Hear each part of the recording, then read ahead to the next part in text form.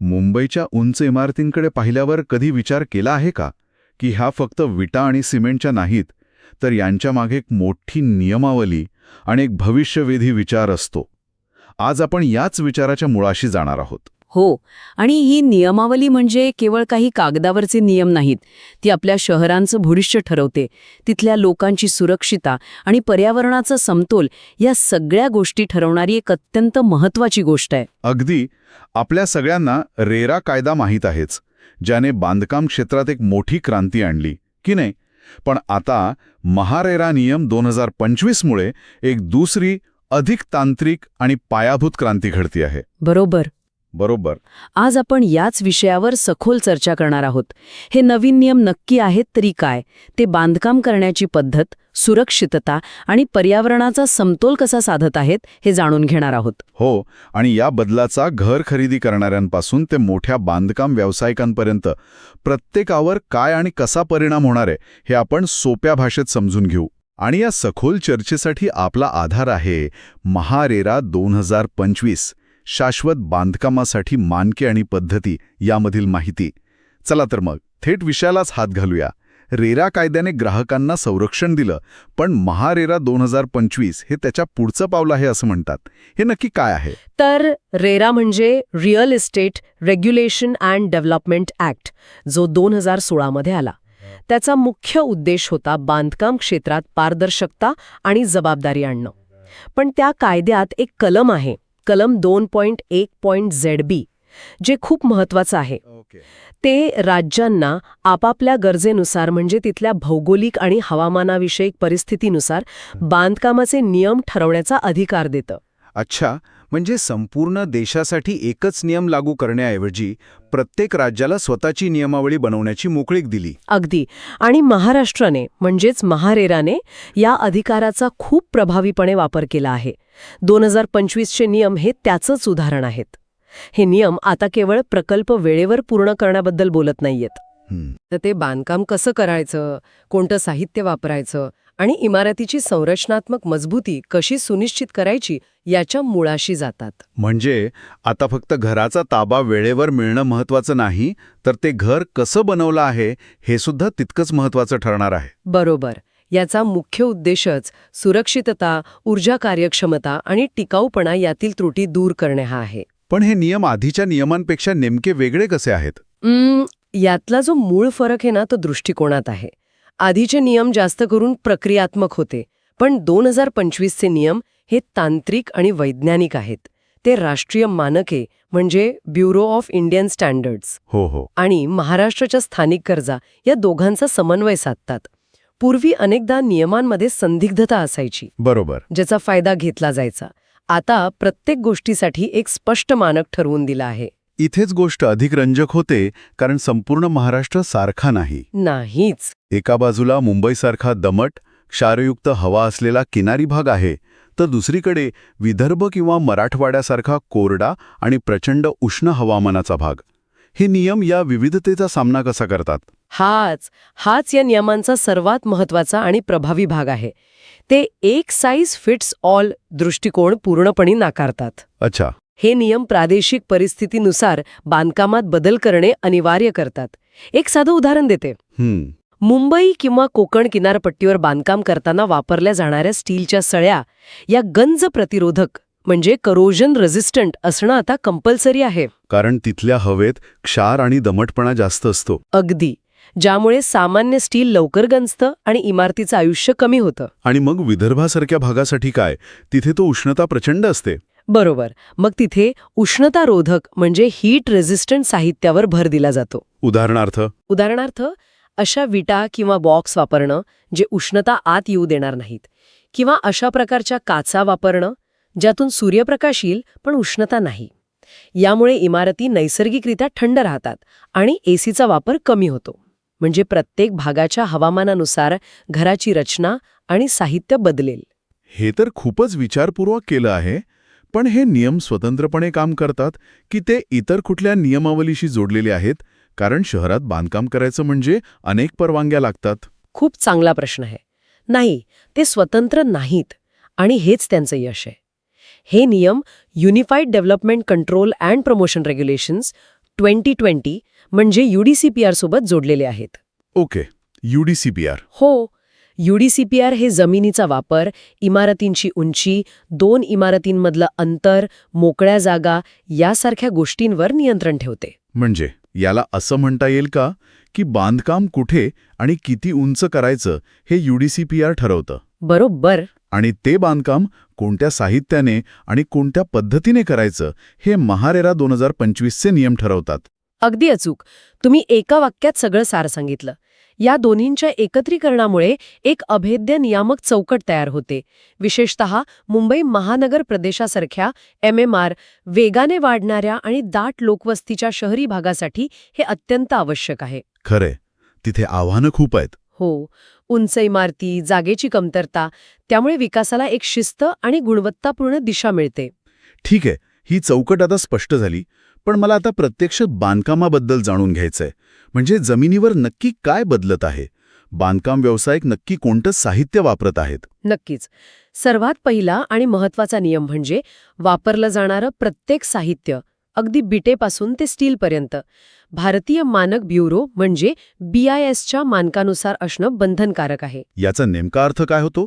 पूर्वी असं नव्हतं का? होतं, पण त्याची अंमलबजावणी तितकी कठोर नव्हती. आता यात कोणतीही सवलत नाही. उदाहरणार्थ, पूर्वी वापरल्या जाणाऱ्या स्टीलच्या ग्रेडमध्ये बरीच तफावत असायची. पण आता BIS मानकांमुळे प्रत्येक इमारतीसाठी किमान FE 500D सारखे उच्च गुणवत्तेचे भूकंप प्रतिरोधक स्टील वापरणे बंधनकारक आहे. अच्छा. या एका छोट्या बदलामुळे इमारतीच्या आयुष्यमानावर आणि सुरक्षितेवर थेट आणि मोठा परिणाम होतो. आणि आधुनिक साहित्याबद्दल काय? काही नवीन ट्रेंड्स आहेत का ज्यांना हे नियम प्रोत्साहन देत आहेत? हो, नक्कीच. एक मोठा ट्रेंड आहे तो म्हणजे ऊर्जा बचत करणाऱ्या काचेच्या तावदानांचा वापर. म्हणजे एनर्जी एफिशियंट ग्लास फसाड्स. हो, आजकालच्या काचेच्या उंच इमारती दिसायला खूप आकर्षक दिसतात, पण त्या आतून खूप गरम होतात. नवीन नियमांनुसार आता डबल ग्लेज्ड किंवा विशेष कोटिंग असलेल्या काचा वापरण्यावर भर दिला जातो, ज्या सूर्यप्रकाश आत येऊ देतात पण उष्णता बाहेरच ठेवतात. म्हणजे इमारती अधिक ग्रीन होत आहेत. हो, आणि फक्त काचेच्या बाबतीतच नाही. सर्वात महत्त्वाचा बदल म्हणजे फ्लाय ॲश विटा, ग्रीन कॉन्क्रीट आणि रिसायकल केलेले स्टील यांसारख्या टिकाऊ आणि पर्यावरणपूरक साहित्याच्या वापराला मोठं प्रोत्साहन दिलं जातंय. फ्लाय ॲश विटा हां, म्हणजे औष्णिक वीज केंद्रांमधून निघणाऱ्या राखेपासून बनवलेल्या? अगदी. यामुळे शेतजमिनीची माती वापरली जात नाही आणि औद्योगिक कचऱ्याचाही योग्य वापर होतो. हा बांधकाम क्षेत्राला सर्क्युलर इकॉनॉमीशी जोडण्याचा एक प्रयत्न आहे. हे खूपच सकारात्मक आहे. आता या साहित्याचा वापर करून बांधकाम कसं केलं जातं यावर येऊया. इथे कोणत्या नवीन पद्धती किंवा तंत्रज्ञान वापरलं जातंय? 2025च्या नियमानुसार सुरक्षित आणि टिकाऊ बांधकाम तंत्रांवर भर दिला जातो. यात एक खूपच रंजक पद्धत आहे, मॉड्युलर बांधकाम. मॉड्युलर बांधकाम हां. म्हणजे फॅक्टरीत बनवलेली तयार ब्लॉक साईटवर आणून जोडणे, बरोबर? हो. अरे वा, म्हणजे हे तर घरांची लेगो बिल्डिंग करण्यासारखं आहे. हो, तुम्ही तसं म्हणू शकता.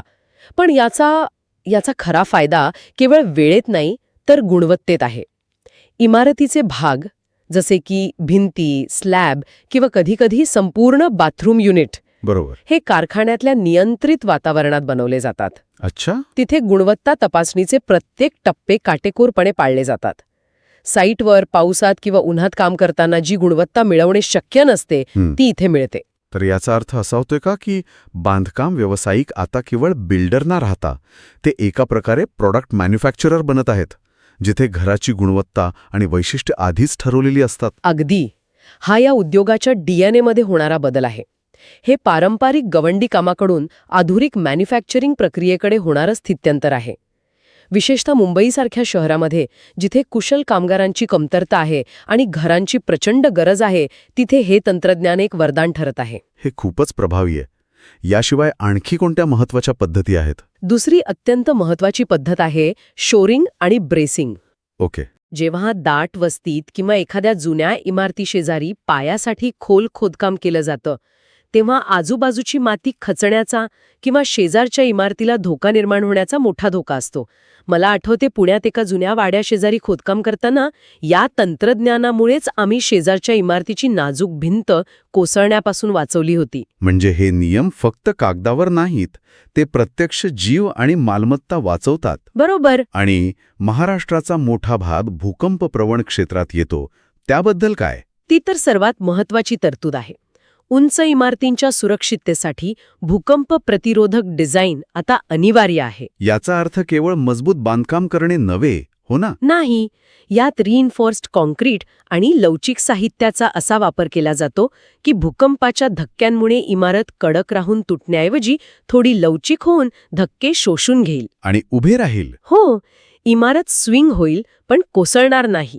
हे यामागचं तंत्रज्ञान आहे. हे सगळं ऐकून तर खूपच आदर्श वाटतंय. ग्राहकांसाठी तर हे उत्तमच आहे. बांधकाम व्यावसायिक आणि पर्यावरणासाठी याचे आणखी काय फायदे आहेत? ग्राहकांसाठीचा फायदा तर स्पष्ट आहे. त्यांना त्यांच्या पैशाचा योग्य मोबदला आणि एक सुरक्षित घर मिळतं. बांधकाम व्यावसायिकांसाठी सुरुवातीला खर्चिक वाटलं तरी दूरच्या पल्ल्यात हे फायद्याचं आहे. चांगल्या गुणवत्तेमुळे त्यांच्या ब्रँडची विश्वासार्हता वाढते. हो, ते महत्वाचं आहे. शिवाय नियम स्पष्ट असल्यामुळे संपूर्ण क्षेत्रात एक लेव्हल प्लेइंग फील्ड तयार होतं.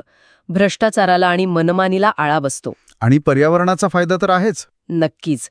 पर्यावरणपूरक साहित्याच्या वापरामुळे आणि ऊर्जा कार्यक्षम डिझाईनमुळे नैसर्गिक संसाधनांवरील ताण कमी होतो. फ्लाय ॲश विटामुळे सुपीक माती वाचते, ग्रीन कॉन्क्रीटमुळे प्रदूषण कमी होतं. याचा फायदा केवळ आजच्या पिढीला नाही तर भविष्यातील पिढ्यांनाही होतो. पण या नाण्याला दुसरी बाजूही असेलच. जर एखाद्या बांधकाम व्यावसायिकाने हे नियम पाळले नाहीत, शॉर्टकट मारण्याचा प्रयत्न केला, तर काय होतं? नियम न पाळण्याचे परिणाम आता खूप गंभीर आहेत. हां. सर्वात आधी स्थानिक प्रशासन किंवा महारेरा स्वतः प्रकल्पावर स्थगिती आदेश म्हणजे हॉल्ट ऑर्डर आणू शकते. याचा अर्थ काम तात्काळ थांबावं लागतं. आणि एकदा काम थांबलं की ते पुन्हा सुरू करायला महिने लागतात. आणि त्याचा थेट परिणाम प्रकल्पाच्या खर्चावर आणि वेळेवर होत असणार. हो, प्रकल्पाला मोठा विलंब होतो. बांधकाम साहित्य साईटवर पडून राहतं. कामगारांचे पगार आणि कर्जाचे हफ्ते सुरूच राहतात. हा एक मोठा आर्थिक फटका असतो. याशिवाय मोठा दंडही भरावा लागतो, जो प्रकल्पाच्या किमतीच्या काही टक्के असू शकतो. पण पैशांपेक्षाही मोठं नुकसान दुसरं काही आहे का? हो, ते म्हणजे कंपनीच्या प्रतिमेचं आणि विश्वासार्हतेचं होणारं नुकसान. आजच्या काळात ग्राहक खूप जागरूक आहेत. खरंय. सोशल मीडियावर आणि बातम्यांमध्ये लगेच माहिती पसरते. जर एखाद्या कंपनीचं नाव नियमभंग केल्यामुळे पुढे आलं तर ग्राहकांचा विश्वास उडतो. बरोबर. लोक त्या बिल्डरकडे घर बुक करायला घाबरतात. हो, याचा परिणाम त्यांच्या वंशाभी सर्व प्रकल्पांवर होतो. म्हणजे हा फक्त एका दंडाचा प्रश्न नाही, हा व्यवसायाचा अस्तित्वाचा प्रश्न बनू शकतो. आणि सर्वात कठोर कारवाई काय होऊ शकते? सर्वात गंभीर म्हणजे बांधकाम व्यावसायिकाचा महारेरामधील नोंदणी क्रमांक आणि परवाना निलंबित किंवा कायमचा रद्द केला जाऊ शकतो. म्हणजे ते महाराष्ट्रात यापुढे कोणताही बांधकाम प्रकल्प करू शकणार नाहीत. अगदी. त्यामुळे नियम पाळणं हे आता केवळ कायदेशीर बंधन नाही, तर व्यावसायिकदृष्ट्या जिवंत राहण्यासाठी आवश्यक आहे. तर हे स्पष्ट आहे की महारेरा 2025 हे फक्त एक नियमांचा जाडजूड पुस्तक नाहीये. नाही, तर ते महाराष्ट्रात सुरक्षित, टिकाऊ आणि स्थानिक गरजेनुसार बांधकाम करण्यासाठी एक स्पष्ट आणि सविस्तर आराखडा आहे. हे बांधकाम क्षेत्राला एका नवीन, अधिक जबाबदार दिशेने घेऊन जात आहे. आणि ही फक्त सुरुवात आहे. याचं भविष्य आणखी रोमांचक आहे. कसं? भविष्यात आपण ग्रीन बिल्डिंग तंत्रज्ञानाचा खूप मोठ्या प्रमाणावर वापर पाहू. सौर पॅनल, पावसाच्या पाण्याची साठवण, कचरा व्यवस्थापन, या गोष्टी आता प्रत्येक इमारतीचा अविभाज्य भाग बनतील. या तंत्रज्ञानाची भूमिका आणखी कशी वाढेल? तंत्रज्ञानाची भूमिका खूप मोठी असेल. नियमांच्या पालनावर लक्ष ठेवण्यासाठी डिजिटल प्लॅटफॉर्म वापरले जातील. ड्रोनद्वारे बांधकामाच्या प्रगतीवर नजर ठेवली जाईल. प्रत्येक टप्प्याचं रिअल टाईम ट्रॅकिंग शक्य होईल. अच्छा. वापरल्या जाणाऱ्या साहित्याला QR कोड असतील, जे स्कॅन करून त्याची गुणवत्ता आणि मूळ तपासता येईल. यामुळे संपूर्ण प्रक्रिया खूप सोपी, वेगवान आणि पारदर्शक होईल. म्हणजे या क्षेत्रातील अभियंते आणि व्यावसायिकांना सतत स्वतःला अपडेट ठेवावं लागेल. त्यांचं काम अधिक गुंतागुंतीचं पण तितकंच महत्त्वाचं बनेल. अगदी. यासाठी अभियंत्यांना सतत नवीन गोष्टी शिकणं आणि प्रशिक्षण घेणं आवश्यक असेल. नवीन साहित्य, हवामानानुसार बदलणारे तंत्रज्ञान, याबद्दल त्यांना अद्ययावत माहिती असणं बंधनकारक असेल. तर एकंदरीत हे नियम महाराष्ट्राच्या बांधकाम क्षेत्रासाठी आणि पर्यायाने इथल्या नागरिकांसाठी एक खूप मोठा सकारात्मक बदल घडवून आणत आहेत. हो, आणि हे केवळ इमारती बांधण्यापुरतं मर्यादित नाहीये. हे एक चांगलं, सुरक्षित आणि पर्यावरणाशी सुसंगत शहरी जीवनमान तयार करण्याबद्दल आहे. या नियमांमुळे आपण केवळ उंच इमारती नाही तर भविष्यासाठी अधिक मजबूत आणि जबाबदार शहरं उभारत आहोत. आणि या चर्चेच्या शेवटी श्रोत्यांसाठी एक विचार. आपली शहरे अधिक उंच आणि घनदाट होत असताना भविष्यात हा वेगवान विकास आणि पर्यावरणाचा समतोल कसा साधला जाईल, हे नियम त्या दिशेने टाकलेले एक महत्त्वाचं पाऊल आहे. पण यापुढील सर्वात मोठं आव्हान कोणतं असेल याचा विचार करायला हवा.